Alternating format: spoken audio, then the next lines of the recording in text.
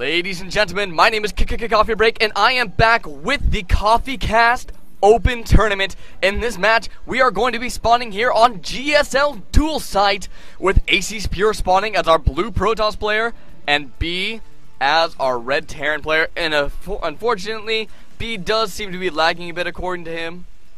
Seeing if he needs to pause there. What a mannered player, aciesPure. He is a very, very powerful Protoss player.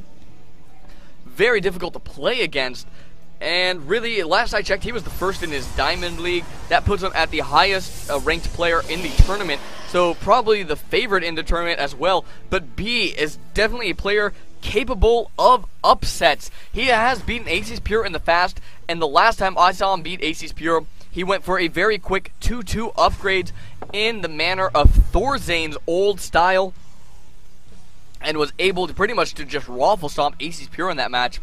However, Pure has had none of that in the last few matchups. He's been able to easily manhandle B and pretty much any other Terran player that he has come up against.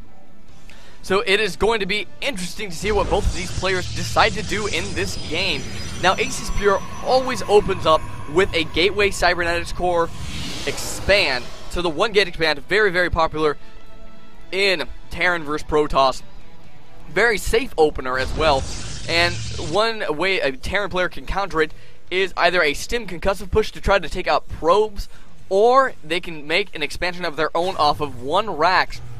Either way, it can be very, very even, and really I feel that those are the two best builds a Protoss player can execute to beat the 1 gate expansion. In this early game, though, we do see no gas out of B so far, so one thing that really can indicate is a lot of Marines and an expansion behind it, because there is really no tech play you can do without gas, obviously. This is in the winner's bracket. I believe this is the last best of 1 series in the winner's bracket. I am sorry if I'm wrong with that. So the loser of this game will go ahead and fall down to the loser's bracket. They will still have a chance to play and come back in this tournament.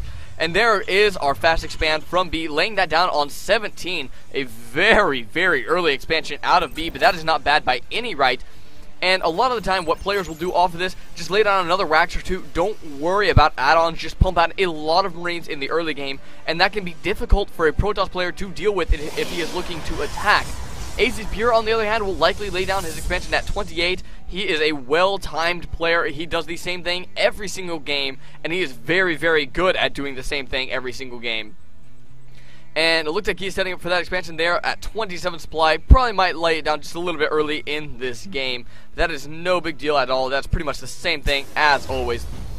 Expansion for B, though, a little bit earlier, about quite a bit earlier, actually, over halfway done already. So that will get up before aciesPure, and we actually have a 3rd command center being laid down for B. Now, a lot of the time, you'll see Koreans do this sort of strategy where they'll get the 3rd command center in the main and just use it to pump out mules and SCVs. It really pumps up their economy and helps contest with the chrono boost of a Protoss player.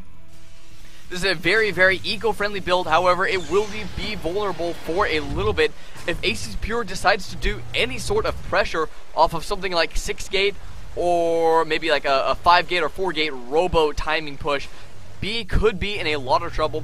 Right now, just taking 2 gases at the same time, getting a 2nd barracks, I would assume to see a tech lab go down on one of these barracks fairly shortly to start getting upgrades, as B is a very biocentric player. By that, I should probably explain what that means to me. That is a term that I just kind of coined right there. He is a very biological heavy player. He likes to do a lot of Marines, a lot of Marauders. MMM is really his style. In the worker count, we do see aciesPure way, way far ahead for the early game. That is not a position you want to be in as a Terran, but thankfully the Terran player does have mules to be able to contest with the extra SCVs. 29 to 19 at this point, and rapidly increasing for aciesPure as he has been using quite a bit of the chrono boost on those probes.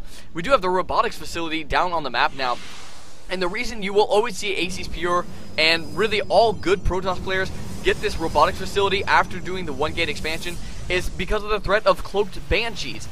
If aciesPure were to go Twilight Council and B were to go Cloaked Banshees, there is absolutely nothing on the field for aciesPure to detect with, and it would be a build order win because he could not be able to combat those Banshees. However, he is getting that robotics facility, will be able to get that observer out. There will be no problem with cloaked banshees, especially since there's not even a factory on the field yet. B has now started his triple SCV production, and that will help him ramp back up in the economy very, very quickly, as well as being able to do triple mule instead of double mule. And you can already see that taking its effect, already beginning to slowly close that gap, and the mineral income actually shooting up quite a bit as those mules, that extra mule is helping a lot.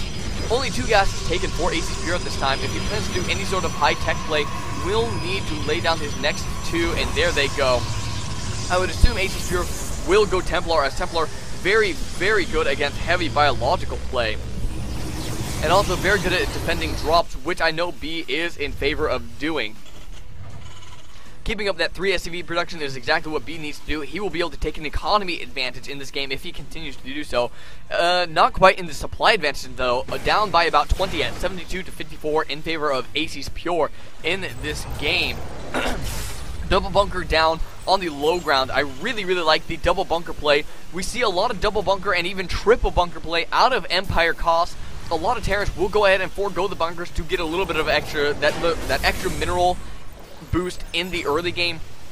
If you are ever afraid of your opponent doing some sort of timing push though, never ever skimp on getting 1 or 2 extra bunkers, so 2 or 3 total, maybe even 4 if you see a 4-gate coming. But this is the exact kind of play you want to do. A scan does go down to try to get that observer, but a bad scan location, and that observer does get away, now placing missile turrets to try to stop that. I don't know if I completely agree with laying missile turrets down all over the field. That is his choice. We do have a lot of zealots on the way, and that observer saw so many biological units down on the field, and so many as in a few right there, I suppose. A biological centric force. aciesPure decides to lay down a robotics bay in response right down here in the back of his expansion. B is capable of going up to 3 bays at any given point in time though, is very supply blocked right now. That is something he cannot afford to be against a player like aciesPure, who is once again a very, very strong Protoss player. Reactor is going down on this factory to switch off with the starport, no doubt. And I would like to see B take his 3rd in a fairly short manner, as with this, once again with this 3rd command center, I suppose he does need a few more SCVs to be able to fully saturate 3 bases, but he is going in the right direction now. Only 6 harvesters down instead of 10 or 11 like he was earlier in the game. Colossus production has begun though for aciesPure. I don't know if B quite saw that robotics bay with his scan, and indeed he did see the robotics bay, so he should know that those Colossus are on the way. aciesPure though feeling fairly safe, taking his 3rd, but if you look at the supply count, it is quickly swinging back up with B able to really pump out a lot of units now that his macro is really kicking in. Look at that, up to 1,700 supply, 1,800 at his peak, and the harvester count only 2 off. It looks like aciesPure has begun to forget his harvester production just a little bit. Concussive shells just about to finish up as well. So I really feel like B does have a chance in this game. I was talking about how aciesPure was definitely the favorite. However, B playing a very, very good game so far, really needs to get a reactor starport so that he can get medevacs for his army or Vikings for these Colossus. He really needs to make a choice soon though, because he cannot let the Colossus production really ramp up without getting Vikings on the field fairly shortly. Generally you want 3 to 4 Vikings per Colossus, and that's generally a fairly good rule of thumb to be able to take out the Colossus rather quickly. B still sitting on 2 bases, making a 4th command center instead of lifting this one off. No, indeed, he does lift this one off and place it down here. I do not like the missile turret placement here from B. Oh, scrap that idea, because there is a little bit of a push out from aciesPure. Looks like he was just taking a watchtower. May as well take this watchtower, which will not quite see up the hill, I don't think. I think that watchtower sight radius stops along this ridge line. However, if aciesPure takes that watchtower and he is able to see up the ridge line, he will be able to see the missile turrets going down and see that B is taking expansion. 123 to 132 supply. aciesPure looking like he's getting ready to do some sort of push, and there is the tower taking from aciesPure, and it looks like, oh, he's so close to those turrets up there. That's a very, very precarious position for B to be in, placing down a lot of forward pylons, and there goes aciesPure up the ramp. In the meantime, though, B is going for a counterattack over into the natural expansion of aciesPure. I don't know if he scouted that quite yet, and there's actually nothing here because B has already floated his orbital command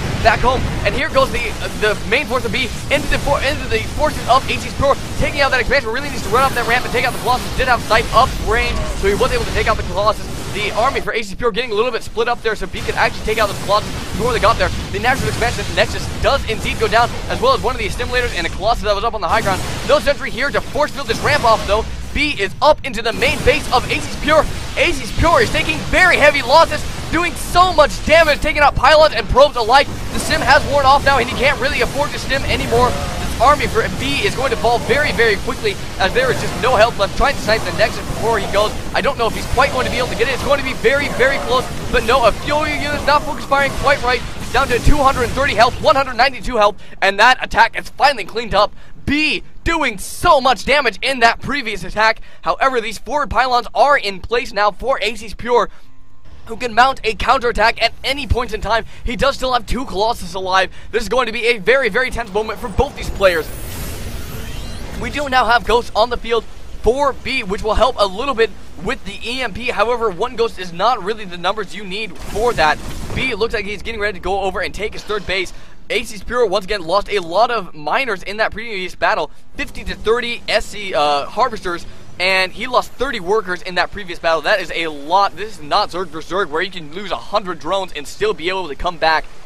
aciesPure needs to do damage with this next push. B needs to be ready for it, however. Needs to load up into these bunkers even. That would be very nice. However, the Ghost dies immediately. No EMPs did go down, and it looks like B's army is just getting ripped to shreds by this Colossus fire and these charge lots. B in a very bad position now, 85 to 121 supply. It doesn't look like he's going to quite be able to fend off this attack. However, aciesPure did have a very good hold earlier. We will see if B can counter that. Blink is just about finished, which will... Oh, there is a GG for B, who is forced to leave this game after a very, very successful original attack. What an ecstatic game that last game was. aciesPure versus B. B will still be in this tournament, though, so we might indeed have a rematch.